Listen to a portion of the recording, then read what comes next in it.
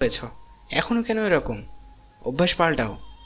এই বলে জাহিদ মালিতা আবার কুয়াশার উদ্দেশ্যে বললেন, কুয়াশা মামনি, তুমি নিজেকে সামলাও, এখন বড় হচ্ছ, যথেষ্ট বড় হয়েছ। বাচ্চামি করা বন্ধ করো। বড় ভাই সে তোমার, মানতে শিখো। মেজো চাচ্চুর কথায় শিশির কুয়াশায় কেউ প্রত্যুত্তর করল না। দুজন দুজনে একবার করে আর চোখে দেখল। দুজনের যতই মেজো চাচ্চুর লেকচার গিলুক, এ দুজন কি আদৌ শুধরানোর বান্দা? কখনোই না।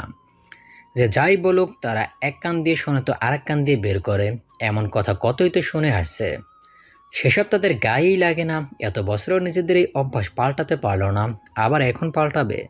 তারা তো মারামারি চুলোচুরি করবেই। শিশির মনে মনে বলল। এই গোবর ঠাসের সাথে সখ্যতা? কখনো না।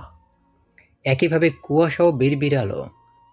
এই বনৌলের সাথে সখ্যতা করার প্রশ্নই আসে না। তুষার পাশে থেকে আস্তে আস্তে প্রশ্ন করল।